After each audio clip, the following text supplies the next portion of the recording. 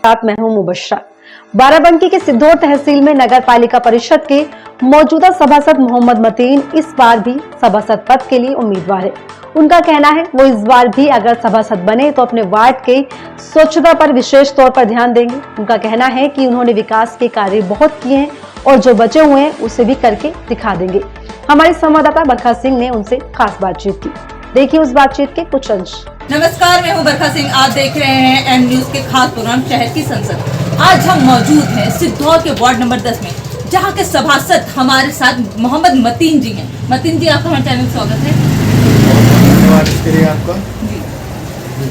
मतीन जी, ये बताइएगा कि आपका कार्यकाल अब तक कैसा रहा? कार्यकाल मेरा बहुत ही अच्छा रहा। हम पिछले 10 सालों से यहाँ पर जो है सभासद हैं जी, और हमने वार्ड के लिए बहुत कुछ किया है। इससे पहले यहाँ पर जो है ट्रांसफार्मर से इतना लो वोल्टेज आता था कि लोगों के घरों में मोबाइल नहीं चार्ज हो पाते थे, लेकिन हम जो है अपनी कोशिशों के द्वारा यहाँ पर जो है ट्रांसफार्मर लेकर के आए। सबसे पहले नगर पंचायत सिद्धौर में जो यहाँ पर केबल लाइन बिछी, खुले नंगे तार थे, वो सिर्फ चेकटोला में हुआ है। और यहाँ पर हमारे वार्ड में 2 जो है सार्वजनिक शौचालय भी बनवाए हमने।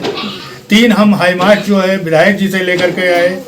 लाइटों की व्यवस्था, इससे पहले जो है यहाँ पर रोडों की हालत जो थी नंगी, यानी खुली हुई नालियाँ थी, उन पे पत्थर रखवाना, रोड बनवाना, ये सारे काम जो वार्ड के यानी जनता के सुलभ के लिए, जनता की अच्छाई जो भी काम है वो मैंने किए हैं। मतलब कार्य आपने किए हैं, तभी आप 2 बार से रहे हैं। जी जी, हमने कार्य किया है और यही हमारी कोशिश है कि हमारी जनता को जो ज्यादा से ज्यादा सुविधाएं जो सरकार द्वारा दी जाती है वो उन तक पहुंच सकें और सरकारी सुविधाओं को लाभ उठा सकें। यही हमारी कोशिश है और यही कोशिश हम हमेशा करते रहेंगे।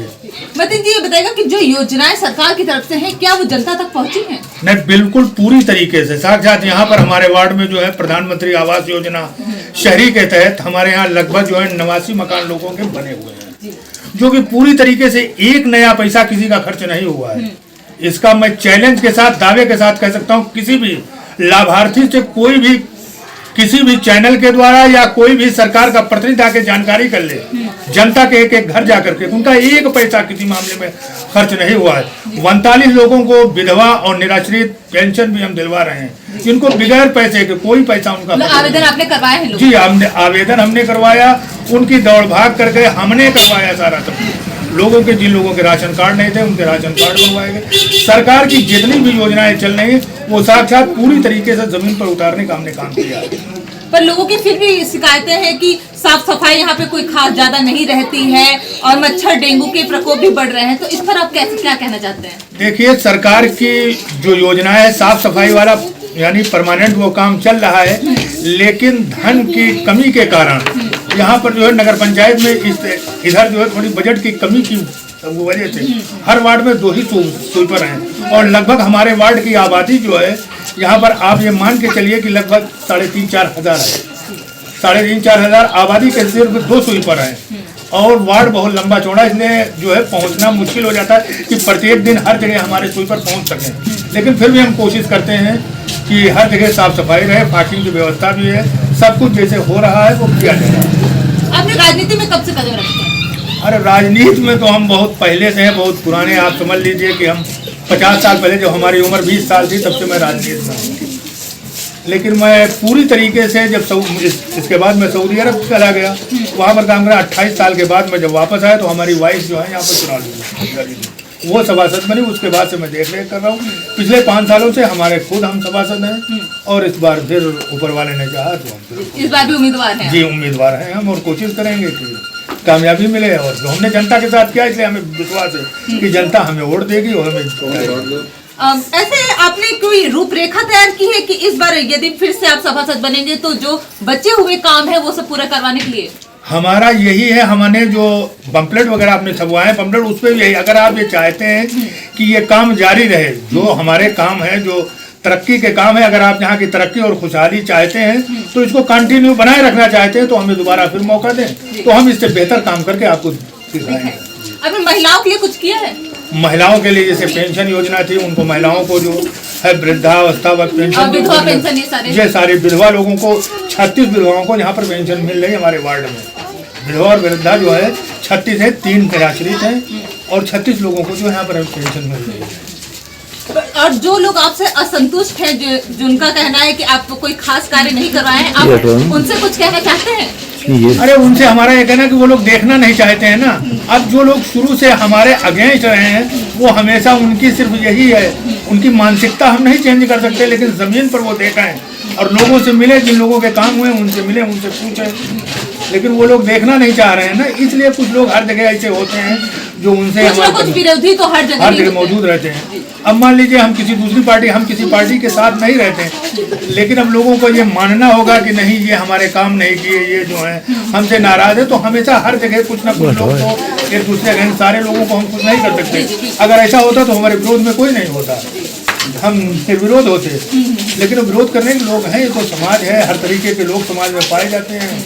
उनको हम जो है कुछ कह रहे थे, उनको यही है कि ऊपर वाला उनको सीख दे और देखे और समझे कि कौन क्या करने वाला है, क्या कर रहा है। आपका इस बार कोई मुख्य मुद्दा है जिसे केंद्रित करके आप चुनाव में उतर रहे हैं?